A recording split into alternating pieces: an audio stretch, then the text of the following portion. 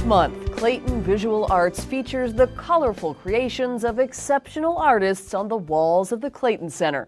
For October, the popular free exhibition became a family affair, spotlighting two talented in-laws. Tom Hale is a nationally recognized painter who lives in Richmond, Virginia, but whose ties to Clayton run deep. His wife hails from the Hocutt and Ellington families, some of Clayton's longest-standing names, and his son, Mark, is raising his family here. At this month's artist reception, we asked Mark about having both dad and mother-in-law sharing the honors together. Yeah, it's kind of strange to have them both here at the same time, but I think it's a great honor to have their work displayed in Clayton. And Tom Hale, my dad, is sorry he couldn't be here, but I think he sent a good collection down here, and I hope everyone enjoys it. So that's why I just wanted to swim out. That's nice. I love you. Mark's wife Susan was on hand to congratulate the other half of this unique in-law artist pairing, her mother, Dorothy Demboski. Also an award-winning artist, Demboski moved to Clayton 8 years ago to be closer to her daughter and grandchildren and quickly became a mover and shaker in the Clayton art scene. Actually, that house right there is my daughter's house. Demboski's work became a permanent part of the Clayton Center when she was recently chosen to paint this outrageously fun and colorful mural, Clayton Patchwork, on the second floor of Town Hall. She's been creating art long before she came to Clayton, serving as faculty in the art department at Carnegie Mellon University in Pittsburgh and at the Art Institute of Chicago. I studied art in college. In Pittsburgh. I went to Carnegie Mellon, stayed there for 6 years. And yeah, I've done art all my life and in various phases of it. Ever since he was a little boy, Mark Hale has always remembered his father at the easel as well. Oh yeah, I think it's definitely an innate talent with him. He's done it his whole life. He's gone through all kinds of different phases and themes, and he's kind of settled on this landscape theme here later in life, but it's probably one of my favorite, and so yeah, he's been painting pretty much his whole life. It's not romantic landscapes, but multicolored patchworks that are the signature of Demboski's paintings. If they seem to have a quilt-like quality, that's because Demboski spent 15 years designing patchwork quilts and clothing for Mountain Artisans in West Virginia, a cooperative of artisan women who would go on to garner international reputations and win Demboski 2 coveted Cody Awards, essentially the equivalent of Oscars in the world of fashion. She explains how she helped give birth to the inspiring group. I was living in West Virginia. I was living in Charleston. I met a friend who worked for the Department of Commerce there. They were trying to bring jobs to West Virginia. And they had a little brainstorming session and saying, we've got all these women who make quilts in West Virginia. Why can't we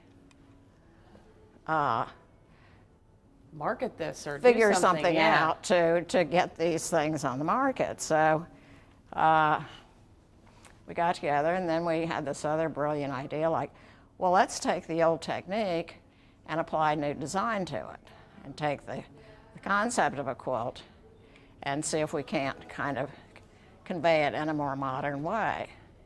And then out of that grew, well, let's take a quilt and turn it into a skirt. So that was the era of hostess skirts.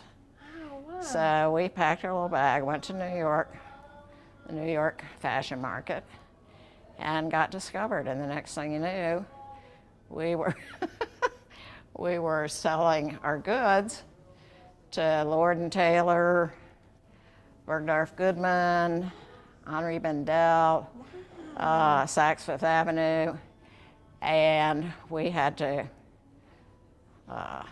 rally our women and teach them the business of production sewing. So it was an odd sort of backing into this thing. It all happened, and then we suddenly had to figure it out. Yeah, yeah. But it worked for 15 years. After 15 years of designing fashion lines for the world of high fashion, Demboski took a break and moved to the mountains of West Virginia, where these ink paintings were inspired.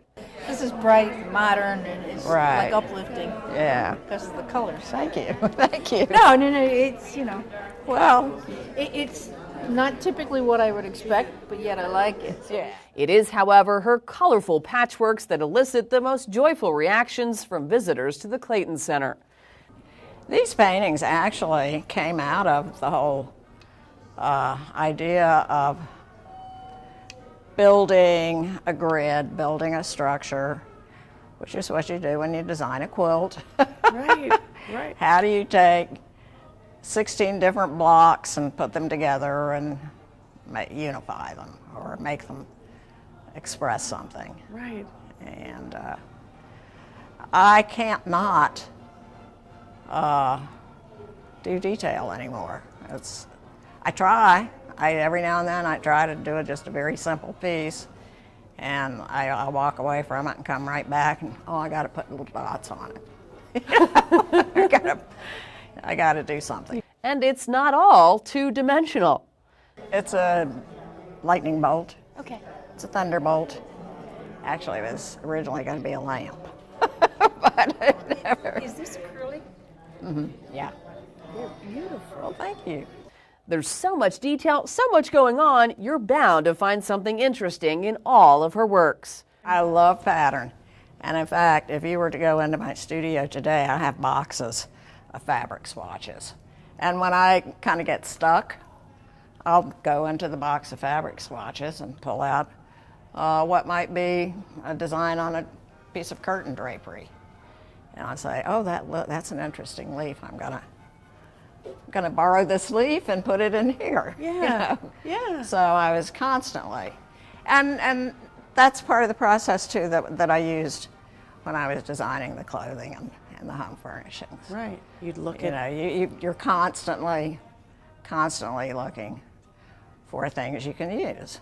Tom Hale was also lucky enough to make a career out of his art. He's worked as an art director and creative director with major ad agencies and earned recognition in international competitions.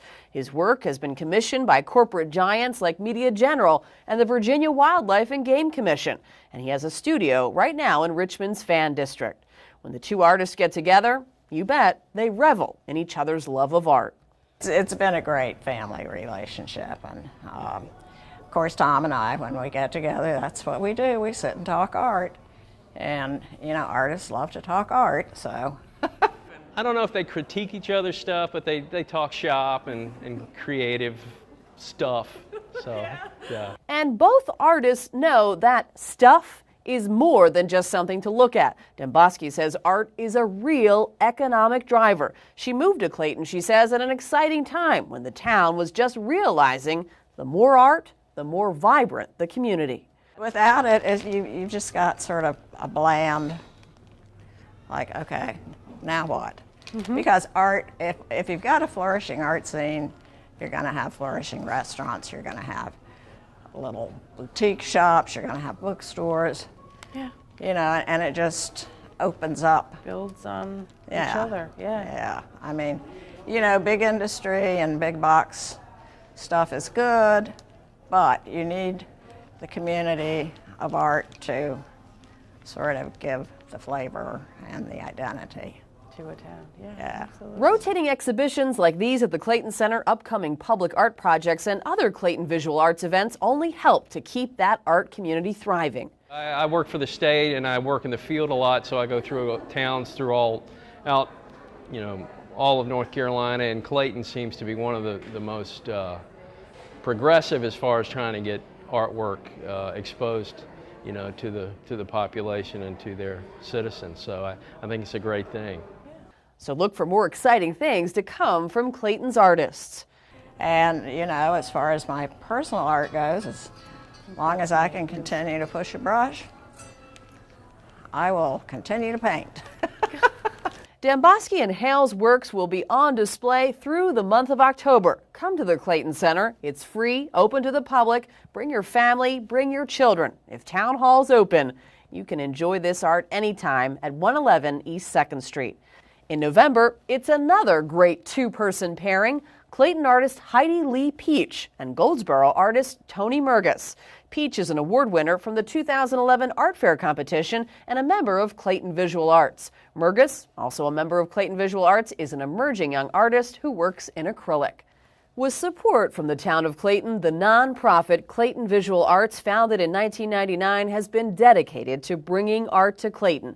And as you've seen, they don't have to go far to find that talent. Come enjoy art at the Clayton Center. We'll see you there.